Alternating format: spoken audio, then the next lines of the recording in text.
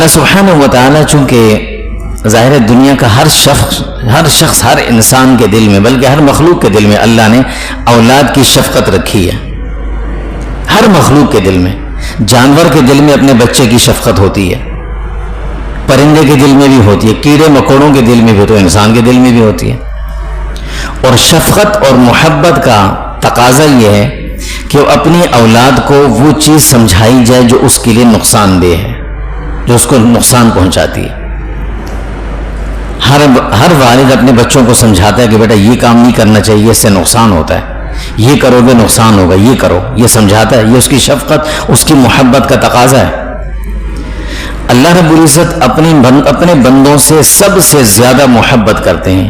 ایک ماں باپ اپنی اولاد سے جتنی محبت ہے اس سے کئی گنا زیادہ اللہ کو انسانوں سے محبت ہے اور مسلمانوں سے محبت ہے. والذین آمنوا اشد حبا للہ، جو ایمان والے ہیں یہ اللہ سے بھی محبت کرتے ہیں اور اللہ ان سے یحبہم، اللہ ان سے محبت کرتے ہیں. اس محبت کا تقاضا یہ ہے کہ اللہ نے بھی اپنے بندوں کو، یعنی جو اپنے بندے ایمان والے ہیں، ان کو بھی نقصان والی چیزوں سے باخبر کیا ہے کہ یہ چیز نقصان والی ہے، یہ نقصان والی، یہ نقصان والی.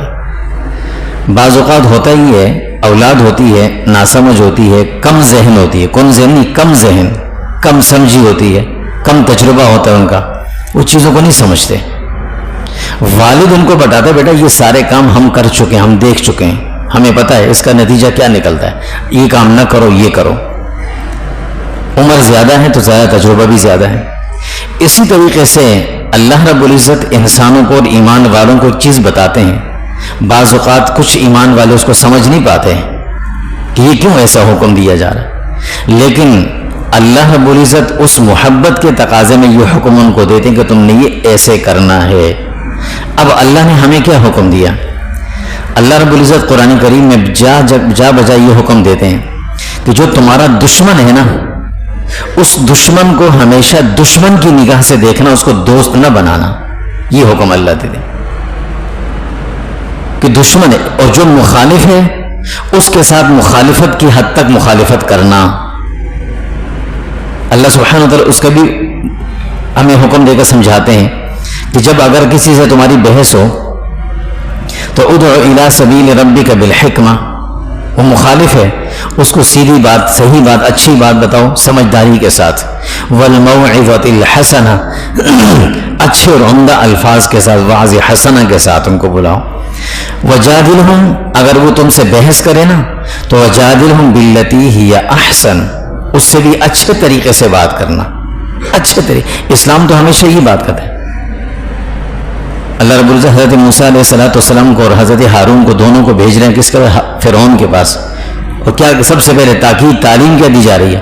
فقولا لهم قولا لینا، بھئی بات نرم نرم کرنا، سختی نہیں کرنا، کیونکہ بات ہو رہی ہے مخالفت ہے، ابھی دشمنی نہیں ہے، ابھی صرف مخالفت ہے. تو مخالفت ایک وہ اپنے آپ کو خدا کہتا ہے اور میں تمہیں بھیج رہا ہوں کہ ان کو جا کر بتاؤ کہ خدا تم نہیں ہو، خدا کوئی اور ہے. یہ بات اس کو سمجھانی ہے. لہذا قولا لہ قولا لینا، نرم بات کرنا اس. تو اللہ ہمیں کیا کہتے ہیں کہ جو مخالف ہے نا، وہ ناسمجھی پر ہے یا کچھ بھی ہے، تم اس سے نرم طریقے سے بات کرو، اچھے طریقے وہ سمجھ جائے گا، کبھی نہ کبھی مان جائے گا.